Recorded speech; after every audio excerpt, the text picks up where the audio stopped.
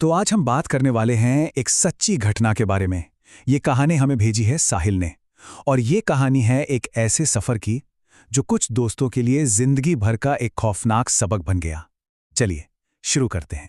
सोचिए जरा, एक लोरी जो आमतौर पर माँ अपने बच्चे को सुलाने के लिए, सुकून देने के लिए गाती है, वो किसी के लिए सबसे भयानक सपना कैसे बन सकती है? बस यही एक लाइन इस पूरी कहानी का, उस पूरी भयानक रात का सार है। देखिए, हर सफर के पीछे ना कोई वजह होती है, और इन दोस्तों के सफर की वजह सिर्फ घूमना फिरना या मौज मस्ती नहीं थी। वजह थी दोस्ती। एक दोस्त को उसके सबसे मुश्किल वक्त से बाहर निकालने की एक कोशिश। तो कहानी है चार दोस्तों की। साहिल जो हमें ये किस्सा सुना रहे हैं, चिराग, अरुण और समय, ये सब मिलकर मनाली गए थे। क्यों? क्योंकि उनका दोस्त समय पूरी तरह से टूट चुका था। कुछ महीने पहले ही एक एक्सीडेंट में उसने अपने छोटे भाई को खो दिया था, और तब से वो एकदम खामोश रहने लगा था। तो ये ट्रिप उसे वापस हंसाने की एक कोशिश थी। और यहीं से सब कुछ बदलना शुरू होता है। उनके रोमांच से भरे इस सफर में एक छोटी सी चेतावनी मिलती है। एक ऐसी बात जिसे उन्होंने उस वक्त तो मजाक में उड़ा दिया, पर असल में वही उस आने वाले खौफ की पहली घंटी थी। होता क्या है, जैसे ही ये लोग रोहतांग पास के लिए निकल रहे होते हैं, उनके होटल का रिसेप्शनिस्ट उन्हें टोकता है, बस एक छोटी सी सलाह देता है। अब आप जानते ही हैं, लड़कों ने हंस के टाल दिया। सोचा अरे ये सब तो बस कहने की बातें होती हैं, और वो अपनी धुन में आगे बढ़ गए। जब उन्होंने मजाक में वजह पूछी तो उस रिसेप्शनिस्ट ने बताया कि रोहतांग इस नाम का मतलब ही है लाशों का ढेर, मौत की घाटी। मतलब वो जगह अपने नाम से ही अपनी खौफनाक कहानी बयां कर रही थी। बात सिर्फ नाम तक ही नहीं थी। उसने आगे बताया कि वहां के लोग ये मानते हैं कि शाम 6 बजे के बाद उस पास पर एक मायावी साया निकलता है। एक ऐसा साया जो आपको धोखा देता है, आपको भरमाता है। और ये डर कोई मजाक नहीं है। सूरज ढलते ही वहां के लोकल लोग अपने घरों में ताला लगा लेते हैं। खैर, दोस्तों ने तो ये बात सुनी और भूल गए। लेकिन कहानी का असली खौफ तो अब शुरू होना था। उनकी वापसी का सफर एक ऐसे भयानक लूप में बदलने वाला था जहां वक्त ही जैसे थम गया था। तो सीन कुछ ऐसा है, रात के 9:15 बजे हैं। चारों तरफ घना कोहरा, इतना घना कि गाड़ी की हेडलाइट्स भी जवाब दे रही हैं। सन्नाटा ऐसा कि अपनी सांसों की आवाज भी डरा रही है, और विजिबिलिटी लगभग 0। मतलब एक छोटी सी चूक और गाड़ी सीधा खाई में। तभी उन्हें 1 मील का पत्थर दिखता है। मनाली 28 किलोमीटर्स। थोड़ी तसल्ली हुई, लेकिन वो लोग करीब 20 मिनट और गाड़ी चलाते हैं, और फिर सामने वही पत्थर, मनाली 28 किलोमीटर्स। अब उनके माथे पर पसीना आ गया। ये कैसे हो सकता है? यहीं से उन्हें समझ आ गया था कि कुछ बहुत ज्यादा गलत हो रहा है।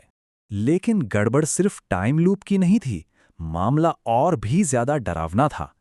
हर बार जब वो उस 28 किलोमीटर वाले पत्थर के पास से गुजरते, तीनों दोस्तों को, साहिल, चिराग और अरुण को, एक ही जगह पर, एक ही टाइम पर 3 अलग-अलग चीजें दिखाई देती।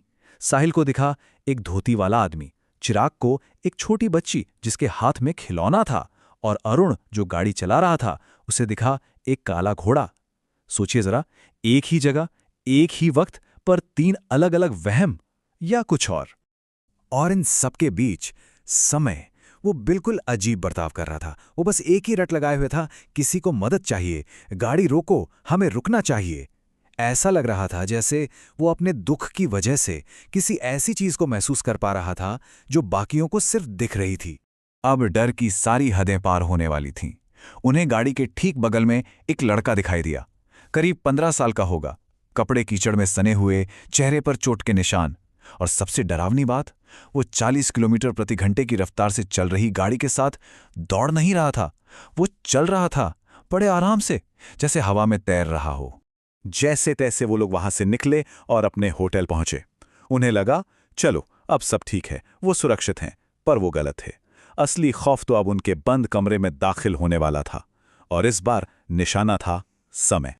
आधी रात, करीब 3:30 बजे का वक्त होगा। साहिल की नींद एक आवाज से खुलती है। वो देखता है कि समय कमरे में लगे आईने के सामने खड़ा है और अपने ही एक्स को देखकर एक लोरी गा रहा है। चंदा है तू, मेरा सूरज है तू। लेकिन जब साहिल ने आईने में देखा तो उसके होश उड़ गए। आईने में जो दिख रहा था वह समय नहीं था। उसकी आंखें एकदम खून की तरह लाल थीं। गर्दन पर ऐसे निशान थे जैसे कोई उसका गला दबा रहा हो, और होठों पर एक बहुत ही अजीब डरावनी सी मुस्कान थी। इससे पहले कि कोई कुछ समझ पाता, समय ने एक बच्चे की मासूम आवाज में ये दिल दहला देने वाली बात कही, और ये कहते ही वो बेहोश होकर वहीं गिर पड़ा। अब कोई शक नहीं था, समय के अंदर कोई और था। वो रात तो जैसे तैसे कटी, लेकिन अब सवाल ये था कि क्या करें। दोस्तों को ये समझ आ गया था कि यह मामला उनके बस का नहीं है। उन्हें किसी ऐसे की मदद चाहिए थी जो इन चीजों को समझता हो और इससे निपट सके।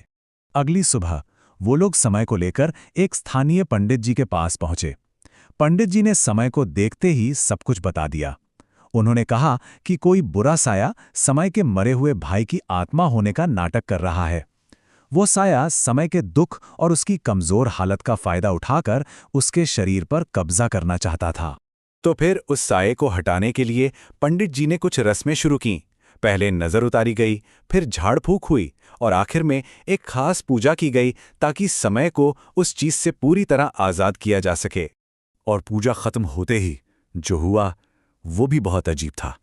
समय को जोर जोर से उल्टियां होने लगीं, और उन उल्टियों में एक अजीब सा काला गाढ़ा लिक्विड निकला।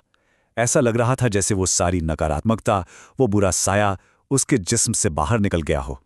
खैर, उस दिन के बाद समय धीरे धीरे बिल्कुल ठीक हो गया। आज वो एक नॉर्मल जिंदगी जी रहा है। लेकिन साहिल, जिसने ये सब अपनी आंखों से देखा, वो आज भी उस रात को भूल नहीं पाया है। उसे आज भी सपनों में वही लोरी सुनाई देती है। मतलब शरीर का घाव तो भर गया, पर जहन पर जो खरोच लगी वो शायद हमेशा रहेगी। और यहीं पर आकर ये कहानी हमें एक बहुत ही डरावने सवाल के साथ छोड़ जाती है। क्या वो साया वाकई चला गया था, या फिर उसने बस समय का जिस्म छोड़ा था और अब साहिल के सपनों में अपना नया घर बना लिया है? कौन जाने।